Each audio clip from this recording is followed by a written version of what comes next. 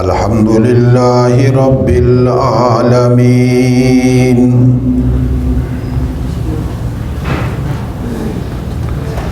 वलाकिबतु लिल मुत्तकीन वस्सलातु वस्सलामु अला सय्यिदिर रुसुल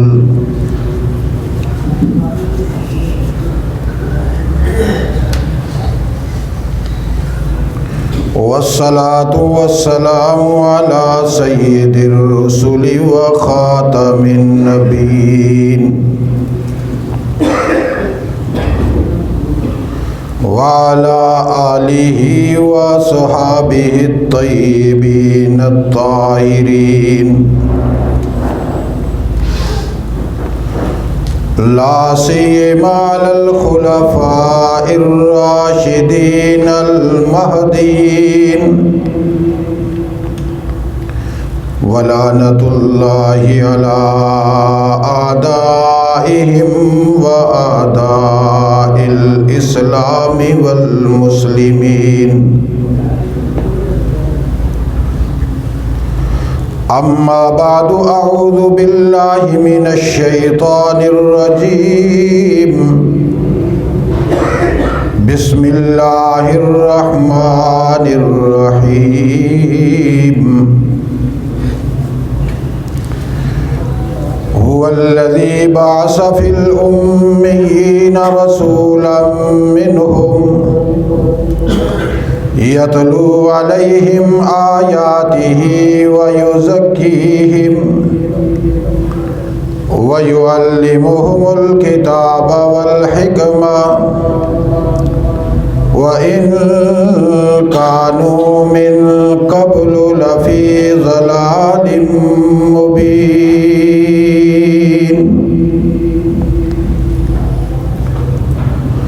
क़ाल अल्लाहु तबारक व तआला फ़ी मक़ामिन आख़र लक़द कान लकुम फ़ी रसूलिल्लाहि उस्वतुन हसना सदक़ल्लाहुल अज़ीम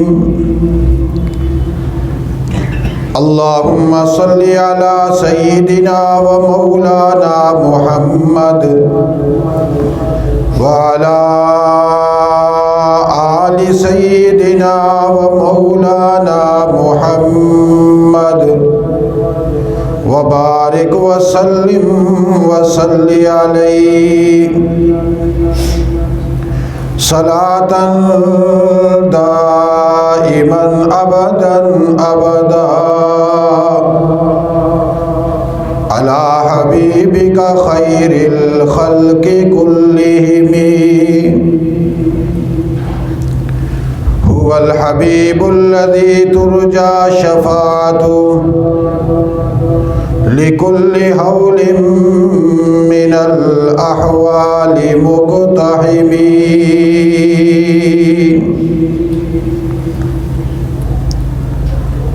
तलावत करदा कुरान अज़ीम का वो हिस्सा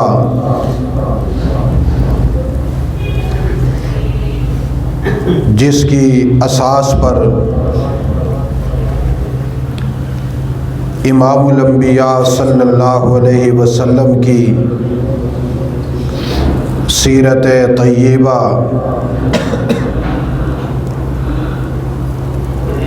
तदरीजन हर जुमा में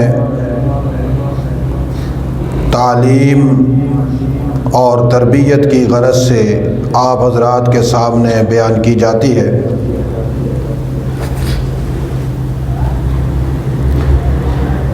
इसी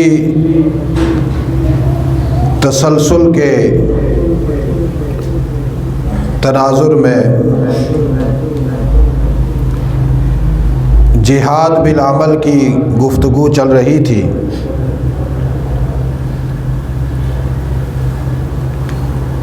गुज़श्ता जुमा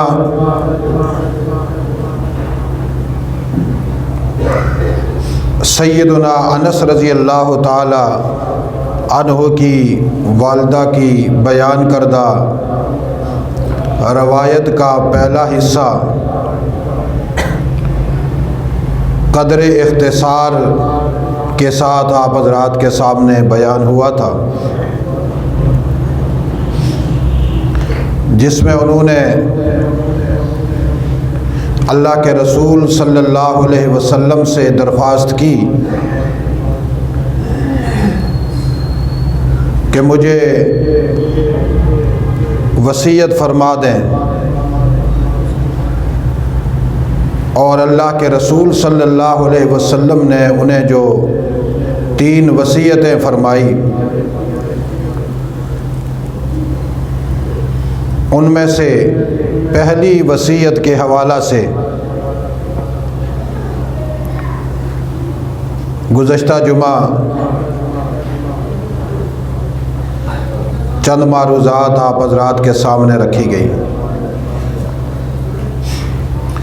जिनका खुलासा ये है कि अल्लाह के रसूल सल्लल्लाहु अलैहि वसल्लम ने फरमाया कि गुनाहों को छोड़ दो, गुनाहों की वादी से हिजरत कर दो, इसलिए कि ये बेहतरीन हिजरत है।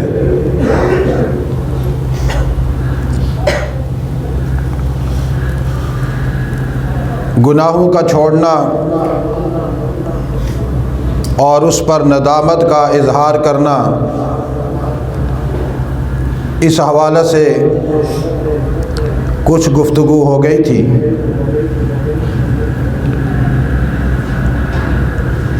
और चंद बातें अभी आप हज़रात के सामने बयान की जाएंगी। गुनाह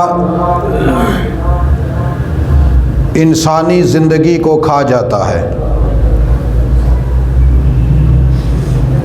मासियत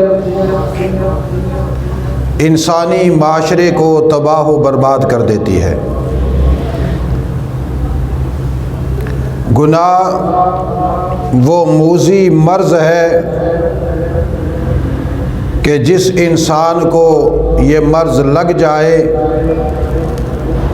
उसका ईमान भी बर्बाद हो जाता है, उसकी ज़ात भी बर्बाद हो जाती है, उसकी इज़्ज़त भी बर्बाद हो जाती है, उसकी दुनिया भी बर्बाद हो जाती है, उसकी मौत भी बर्बाद हो जाती है, उसकी कब्र भी बर्बाद हो जाती है, उसकी बरज़ख भी बर्बाद हो जाती है, उसका हश्र भी बर्बाद हो जाता है, उसका महशर भी बर्बाद हो जाता है, और उसकी क़यामत भी बर्बाद हो जाती है, और आखिर में उसकी आखिरत का आखिरी दर्जा जो अल्लाह के यहाँ हिसाब किताब का है वो भी बर्बाद हो जाता है।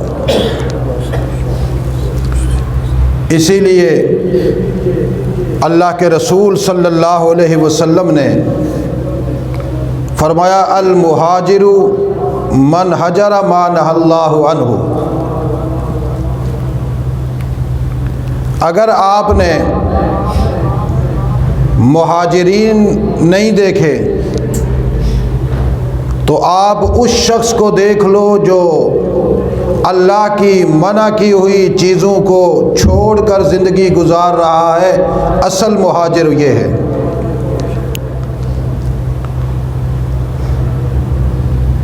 हमारे यहाँ पाकिस्तान में जब पाकिस्तान बना तो जो लोग हिंदुस्तान से पाकिस्तान आए उन्हें मुहाजिर कहते हैं।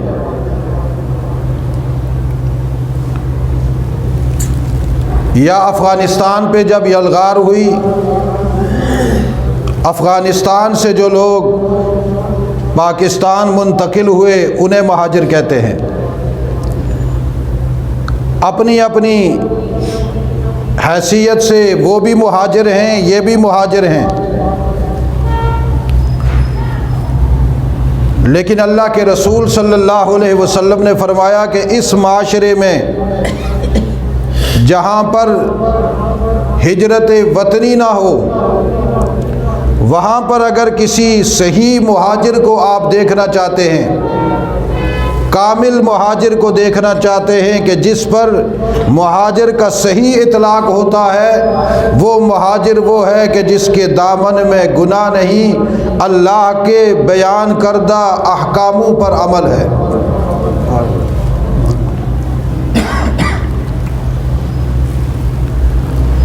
और इंसान को हर लम्हा अपनी ज़िंदगी के आमाल पर नज़र रखनी चाहिए कि कहीं ऐसा तो नहीं कि मैं जिस काम को सही करके कर रहा हूँ, सही समझ के कर रहा हूँ, सही गुमान करके कर रहा हूँ, लोग भी उसे सही कहते हैं, मुआशरा भी उसे सही कहता है, कहीं ऐसा तो नहीं अल्लाह की नज़र में वो सही ना हो, रसूलुल्लाह की बारगाह में वो सही ना हो।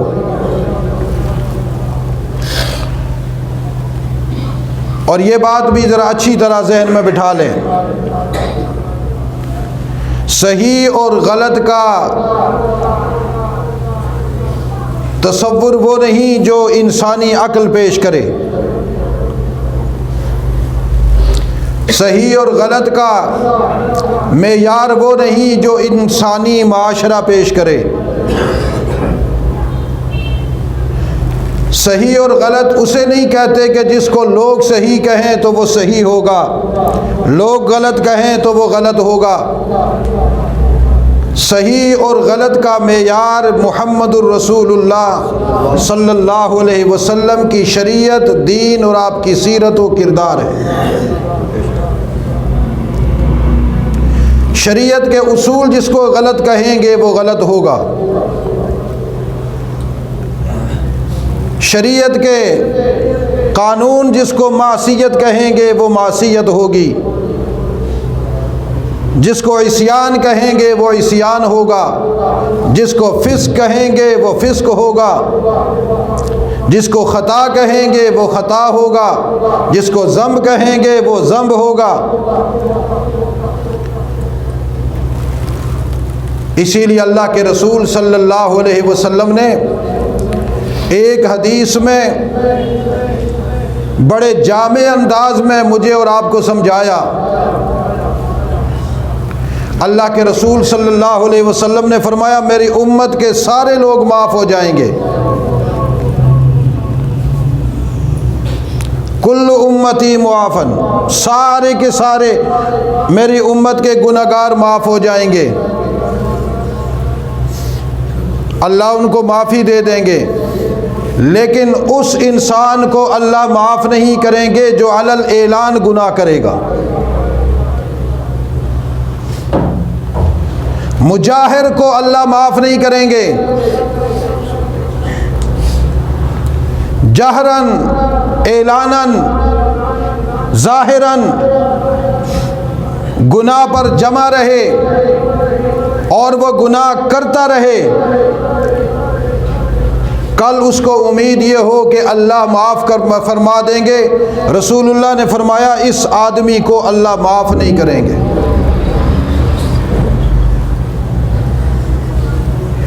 और ये बात भी ज़रा आजकल के मुसलमानों को समझ में आ जानी चाहिए, जो इमामुल अंबिया सल्लल्लाहु अलैहि वसल्लम की शफाअत पर उम्मीद लगाए बैठे हैं कि हुजूर की शफाअत पर हम बख्शे जाएंगे, जिसके बारे में रसूलुल्लाह ने दुनिया में बतला दिया कि ऐसे लोगों की बख्शिश नहीं होगी, उसकी शफाअत भी रसूलुल्लाह नहीं करेंगे।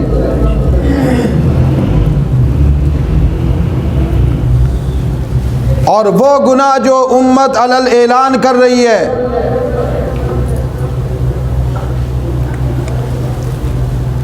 इंसानी माशरा उसको गुनाह नहीं समझता।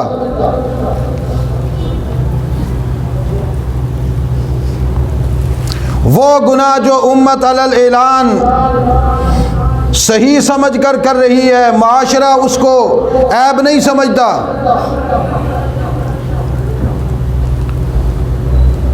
जब ये इंसान मरेगा तो अल्लाह का बागी मरेगा, कब्र से उठेगा तो अल्लाह का बागी उठेगा, मैदान महशर में जाएगा तो अल्लाह का बागी होगा, हिसाब व किताब होगा तो अल्लाह का बागी होगा। इसके हक़ में जो फ़ैसला होगा वो अल्लाह के बागियों की सूरत में होगा।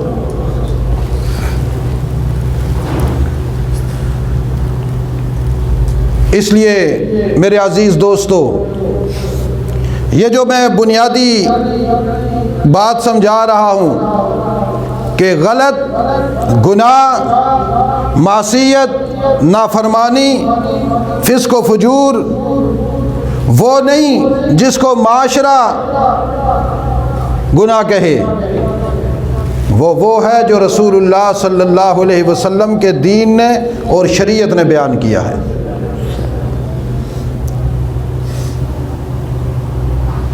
और मौजूदा दौर में मुसलमानों के लिए तो बड़ा आसान सा काम है, जब माशरे को खूबसूरत बनाने के लिए, माशरे को हसीन बनाने के लिए उनकी ज़िंदगियों पे मेहनत की जाती है, उन्हें मुतनब्बे किया जाता है, तो ये कहकर जान छुड़ा ली जाती है कि आखिर कुछ तालीम के हिस्से तो हमारे पास भी हैं, हमने भी तो इल्म हासिल किया, अक्ल व शऊर तो हमारे पास भी है। ये जो मौलवी दीन बना कर लाते हैं, इसका तो दीन से कोई ताल्लुक़ नहीं है।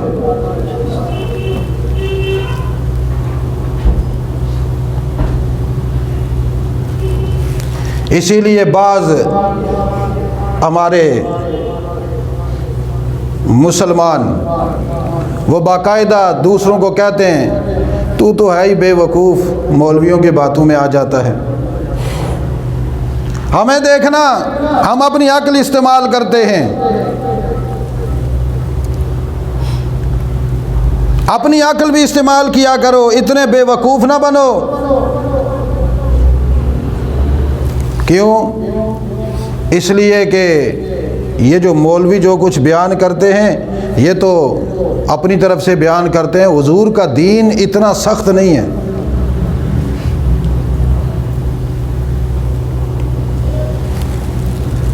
हुजूर का दीन इतना सख्त नहीं है। डॉक्टर के पास जब जाते हैं तो वो जब टीका लगाता है तो वो मक्खन के साथ लगाता है,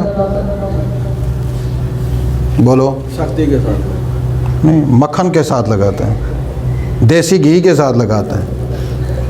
भाई वो इतना सा प्लास्टिक का एक आला होता है, उसके आगे सुई लगी हुई होती है। क्या लगी होती है? ऊंची आवाज़ से। वो सुई होती है या मक्खन होता है या चॉकलेट होता है? सुई होती है। मेरे ख्याल में टॉफ़ी होती है, स्वीट।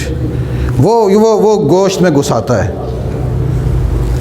रग में घुसाता है, और कभी कभी कहता है ये बड़ा सख्त है, उल्टा लेट जा, तेरे पीछे गोश्त वाली जगह पर लगाएंगे ताकि तुझे दर्द न हो, और ये आराम से लेटता है। और फिर जब वो इंजेक्शन लगता है तो ये मुंह बना कर, बाज़ की तो चीखें भी निकल जाती हैं। सच बताओ, नहीं निकलती? अब कभी किसी ने डॉक्टर को कहा कि ये इलाज का तरीका नहीं है, ये डॉक्टर अपनी तरफ से खाम में सिरिंजें ठोकता है, कहा किसी ने? क्यों? इसलिए कि इसको अपनी बीमारी पता है, ये जानता है कि मुझे ये बीमारी है, और ये जब तक इंजेक्शन नहीं लगेगा मेरी बीमारी ठीक नहीं होगी। लेकिन अजीब बात यह है कि अपनी जिस्म की उस तकलीफ़ दे बीमारी को तो ये समझ रहा होता है, इसलिए वो सुई का दर्द बर्दाश्त करता है कि इसके बाद मुझे आराम आएगा, और सुई के ज़रिए से होने वाले इलाज को अपने लिए ख़तरनाक नहीं समझता, सख्ती नहीं समझता, तशद्दुद नहीं समझता, तंग नज़री नहीं समझता। डॉक्टर की अपनी बनाई हुई बातें नहीं समझता, हालांकि ये मेडिकल की अपनी बनाई हुई बातें हैं, हुजूर ने नहीं बताई, इसलिए कि वो अपने आप को मरीज समझ रहा होता है। उस मर्ज को दूर करवाने के लिए हर बात को सहूलत समझता है, ऑपरेशन को सहूलत समझता है, कहता चलो चंद दिन की तकलीफ है, आराम तो हो जाएगा। लेकिन अमली ज़िंदगी में अपने आप को गुनाहगार नहीं समझता, अपने आप को अल्लाह के रसूल का बागी नहीं समझता, खुदा के दीन का अपने आप को गद्दार नहीं समझता, शैतान का आलाकार नहीं समझता। इसलिए जब उसको कभी कभी इंजेक्शन लग जाए तो वो कहता है जी ये बड़ी सख्ती की बातें हैं। अगर वो अपने आप को मरीज़ समझ रहा होता तो वो कहता कि आज मुझे इंजेक्शन की ही ज़रूरत थी, इंजेक्शन ही लगना चाहिए था, अभी लगवा कर आया हूँ, बिल्कुल अभी फिट हो जाऊँगा। इसलिए कि उसको गुनाह का दर्द नहीं होता। पेट का जो दर्द होता है वो तो होता है, लेकिन उसको गुनाह का दर्द महसूस, उसमें लज्जत आती है। गुनाह में नफ्स की तस्कीन होती है, नफ्स को सुकून मिलता है। लेकिन जो आदमी मोमिन होता है, जिसके दिल में ईमान होता है, उसके जिस्म में जब कोई कोताही, कमज़ोरी, गुनाह, गलती आती है तो वो फ़ौरन तड़प जाता है, कहता है मैं बीमार हो गया, अभी जाता हूँ अपने मुआलिज के पास, उलमा के पास आता है, अपने पीर व मुर्शिद के पास आता है, अपने ख़तीब और इमाम के पास आता है, कहता हज़रत मुझ में ये कोताही हो गई, मुझसे ये गुनाह हुआ, मुझसे ये गलतियां हो रही हैं, आप मुझे कोई वजीफ़ा बताएं, आप मुझे कोई तरीका बताएं कि मैं इन गुनाहों से, इन गलतियों से अपने आप को पाक कर लूँ। और अगर वो नहीं भी कहता, किसी दीनी मजलिस में आता है, जुमे की तकरीर में आता है, आकर सुनता है इस गरज से कि मैंने पूरा हफ्ता बग़ैर वाज़ो नसीहत सुने गुजारना है, हफ्ते में ये 15-20 मिनट का वाज़ो नसीहत सुनकर जाऊं ताकि हफ्ता भर की मेडिसन अपने अंदर महफूज कर लूं, मैं हफ्ते में कोई गलती कोताही न कर सकूं। लेकिन हम अपने अमल के लिहाज से अपने आप को बीमार, ऊंची आवाज़ से, नहीं समझते। इसलिए अल्लाह के रसूल सल्लल्लाहु अलैहि वसल्लम ने फरमाया, माशरे में ऐसे गुनाह मेरी उम्मतों के अफराद के दरमियान होंगे जिसको वो अलल ऐलान करेंगे, गुनाह को गुनाह नहीं समझेंगे, जहरन ऐलानन गुनाह करेंगे, और जब उन्हें मुतनब्बे किया जाएगा तो वो उस तंबीह को कबूल नहीं करेंगे, नसीहत को कबूल नहीं करेंगे, या तो वो खामोशी के साथ अपने उन ख़ताओं पर, गुनाहों पर जमे रहेंगे, या नसीहत करने वालों को भी टोक देंगे कि शट अप, आप कौन होते हैं हमें समझाने वाले, हम खुद पढ़े लिखे हैं, हमारे पास बड़ा इल्म है, हम तो माँ के पेट से पढ़े लिखे आए थे, वहाँ से डिग्रियाँ लेकर आए थे, हमें सब मालूम है। हुज़ूर ने फरमाया कल क़यामत वाले दिन जब मैं मुहम्मद की शिफात से अल्लाह आलम रहमत के आखिरी दर्जे पर आएंगे, उस वक़्त भी ऐसा उम्मती माफ़ नहीं किया जाएगा। मुजाहिर को माफ़ नहीं किया जाएगा, आसी माफ़ होगा, खाती माफ़ होगा, मुजाहिर माफ़ नहीं होगा। अब आदमी अपनी ज़िंदगी पर इतना तो गौर करे कि मेरी ज़िंदगी में कहाँ कहाँ वो गुनाह है जिसको मैं गुनाह नहीं समझ रहा और सही समझ के कर रहा हूँ। और ये बात मैं कई दफ़ा बतला भी चुका हूँ, समझा भी चुका हूँ। कई उलमा से आपने सुन लिया होगा, समझ लिया होगा। ख़ुद भी कभी अपने आप को अपने दिल से पूछें, ईमान के दायरे में रख कर, आपका दिल भी आपको बतलाएगा। हर वो अमल जिस अमल में शरीयत की तस्दीक नहीं, वो गुनाह है।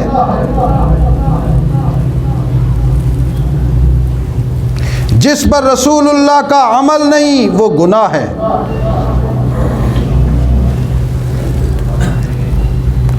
एक अल्लाह वाले से उसके मरीद ने पूछा, हज़रत मुझे बिदअत की तारीफ़ बतला दें।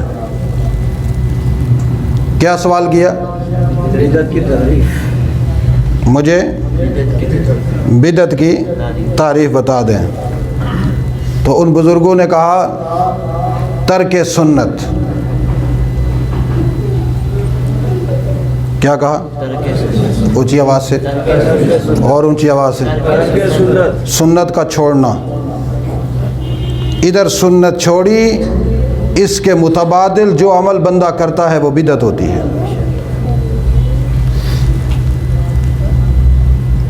और ये जुमला अल्लाह वाले का अपना नहीं है, ये हज़रत अब्दुल्ला इब्न उमर का है। ये खुद रसूलुल्लाह की हदीस में मौजूद है।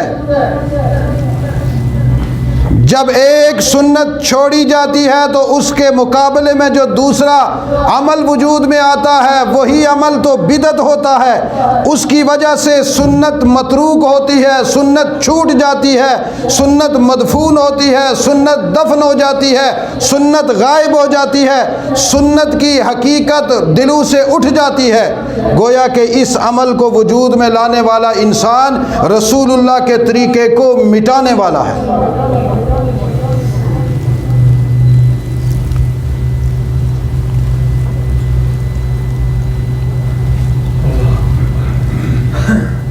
तो ये जब उसको गुनाह नहीं समझेगा, कोई परवाह नहीं होगी, तो मुजाहिर होगा या नहीं होगा? होगा ना।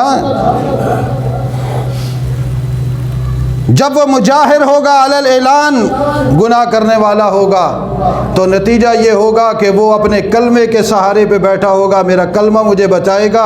रसूलुल्लाह की शिफात के सहारे बैठा हुआ होगा, रसूलुल्लाह की शिफात बचाएगी। रसूलुल्लाह ने वाज़े तौर पर अपने हदीस में बयान फरमा दिया, मुजाहिर को नहीं माफ़ किया जाएगा, किसी सूरत नहीं माफ़ किया जाएगा। तो कल जब कहेगा या रसूलुल्लाह आप हमारी शिफात तो करें तो सही, हुजूर फरमाएंगे मैं दुनिया में कुछ तुम्हें बता कर आया था। या अल्लाह तू बाकियों को जहन्नम से निकाल रहा है, मुझे भी तो निकाल दे। अल्लाह कहेंगे मेरे मोहम्मद की ज़ुबान पर यकीन तुमने नहीं किया, आज मैं तुम्हारी ज़ुबान पर तुम्हारी तौबा इस्तिग़फ़ार और नदामत को देखकर उसकी तरफ रहमत मुतवज्जे नहीं करूँगा। मैं तुम पर आज रहीम नहीं हो सकता, कल दुनिया में तुम मेरे नबी पर रहीम नहीं बने, मेरे नबी पर तरस और रहम तुमको नहीं आया, मैं तुम पर रहम नहीं कर सकता। तो फिर ये उम्मती कहाँ जाएगा? बोलिए कहाँ जाएगा? जहाँ एक ही उम्मीद और तमन्ना होगी कि रसूलुल्लाह की शिफात होगी, वो तमन्ना भी ख़त्म हो जाए, वो उम्मीद भी ख़त्म हो जाए, वो आरज़ू भी ख़त्म हो जाए, वो आसरा भी ख़त्म हो जाए, फिर इस उम्मती का इंजाम कार क्या होगा? और ये बात भी ज़रा ज़हन में बिठा लें, ये जो हमें अपने नफ्स को एक धोखा पड़ा हुआ है, अपनी जान को एक धोखा पड़ा हुआ है कि चूँकि हम मुसलमान हैं, कलमा पढ़ने वाला तो जन्नत में जाकर ही रहेगा। जो कलमा हमारे दिल से निकलकर हमारे ज़ाहिरी वजूद पर अपना असर नहीं दिखा सकता, वो कल क़यामत वाले दिन हमारे दिल से निकलकर खुदा के दरबार में हमें जहन्नम से जन्नत में मुंतकिल नहीं करवा सकता।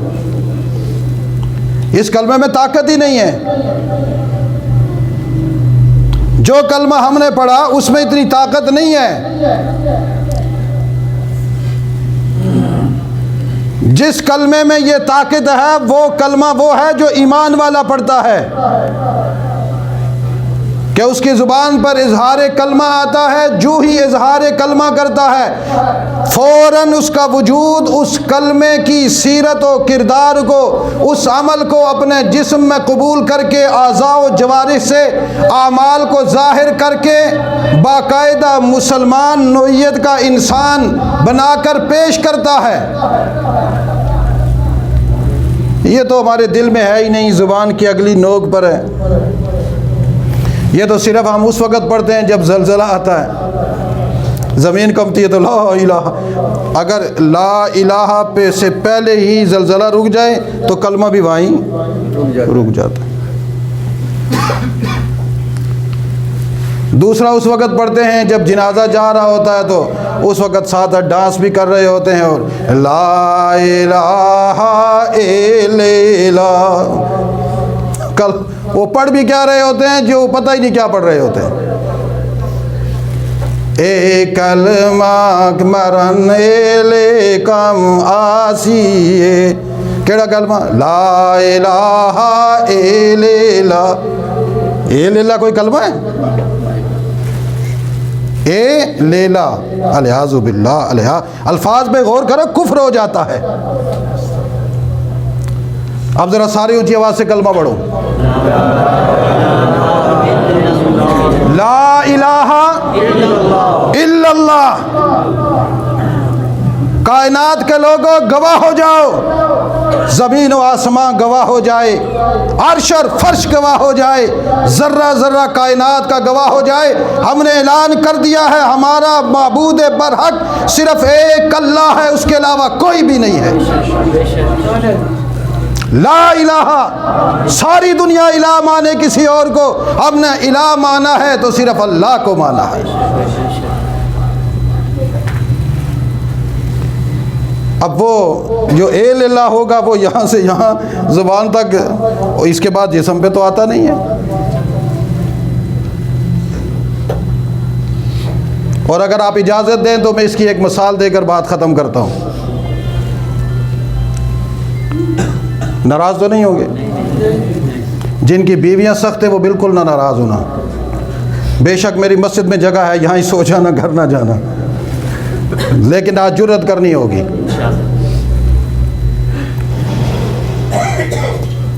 अभी ठंड है, सर्दी है ना? नहीं है? किस किस के घर में गैस आ रही है? हाथ खड़ा करके बताएं। किस किस के घर में नहीं आ रही? वो हाथ खड़ा करो, शर्माते क्यों? मसला समझाने लगा हूँ।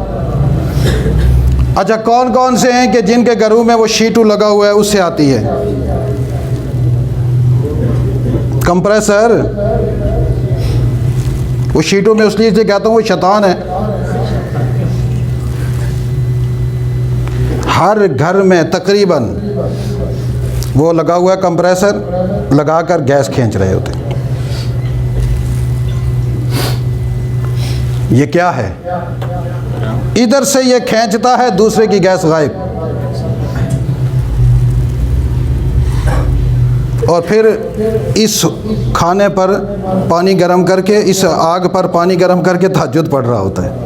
अलियाज़ु बिल्लाह अलियाज़ु बिल्लाह। ये रोटी पकाकर साथ बिस्मिल्लाह पढ़ के औरत आटा गूंद रही है, बिस्मिल्लाह पढ़ के रोटी पका रही है, लेकिन आग हराम की, दूसरे का हक मार कर, उसके घर से आग गायब करके, फिर बेटे को कहती है बेटा बिस्मिल्लाह पढ़ के खाओ। खिला हराम रही है, वुज़ू नापाक पानी से, तहज्जुद पढ़ रहा है, जुमा पढ़ने आ रहा है। कभी सोचा किसी ने?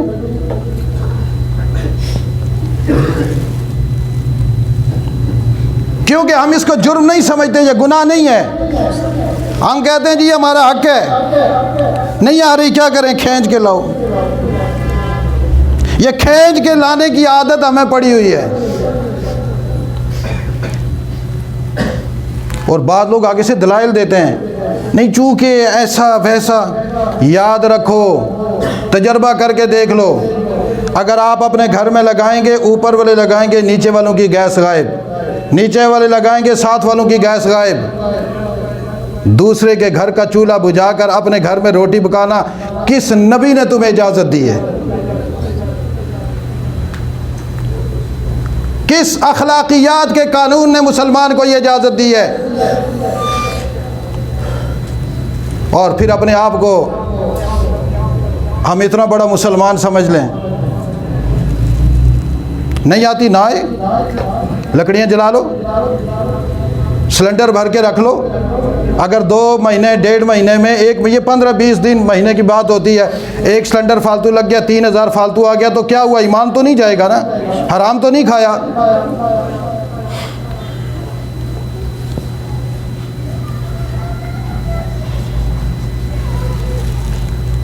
और ये मैं इस मिंबर पर बैठ कर कह रहा हूँ, तहद्दी के साथ, चैलेंज के साथ, बबांगे दोहल कह रहा हूँ, बगोशे होश कह रहा हूँ,